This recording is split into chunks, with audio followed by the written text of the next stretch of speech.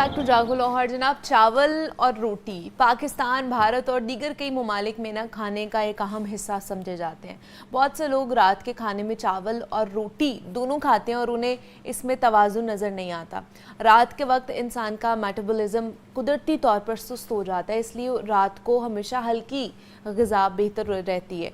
2018 में एक रिसर्च हुई थी जिसमें बताया गया था कि रोटी आमतौर पर गंदम के आटे से बनती है, जिसमें फ़ाइबर की मिकदार ज़्यादा होती है और ये आहिस्ता आहिस्ता हज़म होती है। जबकि 2021 में सामने आने वाली एक रिसर्च में ये बताया गया कि सफ़ेद चावल बहुत तेज़ी से हज़म हो जाते हैं, क्योंकि प्रोसेसिंग के दौरान उनकी जो फ़ाइबर की जो तय होती है ना, वो हटा दी जाती है। तो जल्दी हज़म होने की खसूसियत की वजह से चावल रात में खाने के लिए एक हल्की ग़िज़ा तस्वुर किए जाते हैं। तो आज के सेगमेंट में इसी मौजू को हम ज़ेर बहस लेकर आएंगे और अपने एक्सपर्ट से इसके हवाले से जानने की कोशिश करेंगे कि जनाब हमने रात को क्या खाना है, चावल खाना है या रोटी खानी जो हमारी सेहत के लिए बेहतर हो सके, या इसी बहस में हमने जो है ना वो सारी ज़िंदगी पड़े रहना है कि हम खाएं क्या और क्या ना खाएं। तो इस पर बात करने के लिए डॉक्टर आमना अली ने हमें ज्वाइन किया है, जो कि क्लिनिकल न्यूट्रिशनिस्ट हैं, डाइटिशियन है। तो डॉक्टर आमना, आपको वेलकम कहते हैं जागो लाहौर में। कैसी हैं आप? ठीक ठाक हैं? थैंक यू मुनीबा, मैं ठीक हूँ, आप कैसी हैं? मैं भी बिल्कुल ठीक ठाक। डॉक्टर आमना, चावल रोटी ये हमारे स्टेपल फूड हैं जो घरों में बनते ही बनते हैं, इसके बगैर खाना कह लें कि डाइनिंग टेबल पर आता ही नहीं है। और हमारी जब तक प्लेट में ना हो हमें लगता ही नहीं है कि हमने खाना खाया या हमारा पेट भरा है। बिल्कुल। तो क्या कहेंगी आप, चावल रोटी दोनों में से बेहतर कौन सी चीज़ है और क्या खानी चाहिए हमें? बिल्कुल मुनीबा, आपने सही बात की है, स्टेपल फूड है हमारा, इसके बगैर हमारा खाना जो है वो कंप्लीट नहीं है। और अक्सर लड़कियां जो है ना, मैं सुनती हूँ कि 6-6 महीने हो गए रोटी छोड़ी हुई है, चावल छोड़े हुए हैं, या साल इवन हो गया है और वो नहीं ये खा रहे। तो मेरा उनसे भी सवाल ये होता है कि कब तक आप ये कर सकते हैं? हाउ? हाँ, वेट लॉस करना है, जो भी करना है, लेकिन कोई भी चीज़ आपको छोड़नी नहीं होती, रिस्ट्रिक्ट करनी होती है, आप पोर्शन कंट्रोल में लें। और चावल और रोटी की जहाँ तक बात है कि दोनों में से बेहतरीन ऑप्शन क्या है, तो वो बहुत सारी चीज़ों पे डिपेंड करता है।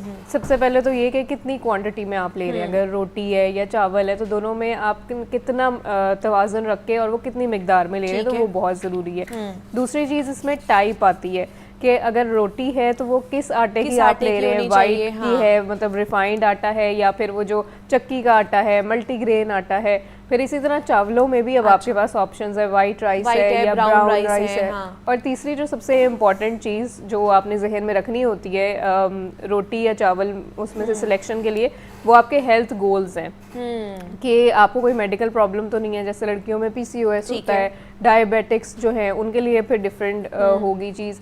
तो ये सारी, अगर आप मोटापे का शिकार है, आप वेट लूज़ करना चाह रहे हैं, तो जो सिलेक्शन है वो इन चीज़ों पे फिर डिपेंड करती है कि आप कितनी क्वांटिटी में ले रहे हैं, कौन सी टाइप के ले रहे हैं और आपकी मेडिकल कंडीशन क्या है। चलिए फिर रोटी से स्टार्ट कर लेते हैं कि ये अब जैसे आपने कहा कि आप कौन से आटे की खा रहे हैं, ये बड़ा डिपेंड करता है, तो उसकी मिकदार कितनी होनी चाहिए। तो अब कौन से आटे की बेहतर है, फाइन गंदम का आटा जो हम चक्की से लेकर आते हैं, मल्टी ग्रेन जो आटा लेकर आते हैं, वो इन तीनों में से कौन सी बेहतर है जिसकी खानी चाहिए हमें रोटी? बिल्कुल। सो बेसिकली जिस तरह मैंने कहा कि आपकी मेडिकल कंडीशन कैसी है, आपकी हेल्थ कैसी है, आपका जो गट हेल्थ है, जो स्टमक है आपका, वो किस कंडीशन में वर्क कर रहा है, कितना बेहतर डाइजेस्ट कर सकता है, उस पर डिपेंड करता है। तो जो वाइट रिफाइंड आटा है ना, उसमें तो उसका कोई फ़ायदा नहीं है, क्योंकि उसमें कोई न्यूट्रिएंट्स भी नहीं है, फाइबर भी उसमें से निकाल दिया जाता है। तो वो अब तो ये कहा जाता है कि इस तरह जितनी वाइट शुगर जो है वो पॉइजन उसको कहा जाता है, तो वाइट ये जो आटा है इसको भी ये भी पॉइजन के तौर पर है। तो इसका कोई इतना बेनिफिट नहीं है।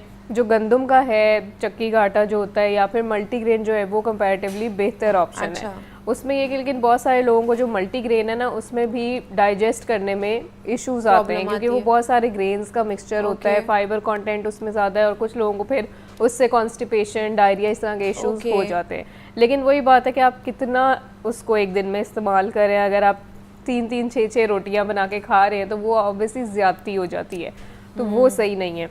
तो आप गंदम का आटा ले सकते हैं, वो चक्की का आटा, ब्राउन आटा जो है वो आप ले सकते हैं। बस आपने कोशिश रखनी है कि एक टाइम पे जो आपकी रोटी हो उसका साइज CD साइज हो, स्मॉल 7 इंच की रोटी हो, और बिल्कुल पतली सी हो, उसको फुल्का हम कहते हैं। ठीक है, तो ये होनी चाहिए। बाकी आप फाइन जो वाइट जो आटा है उससे इज्तनाब करें। आप गंदम चक्की का आटा भी और मल्टीग्रेन आटा भी अगर आपको सूट करता है तो आप वो भी खा सकते हैं, अनटिल अनलेस आपको कोई उससे प्रॉब्लम ना हो जो डाइजेशन के हवाले से। हमें एक कॉलर है नादिर जावेद, शेखुपुरा से कॉल किया उन्होंने। अस्सलाम वालेकुम।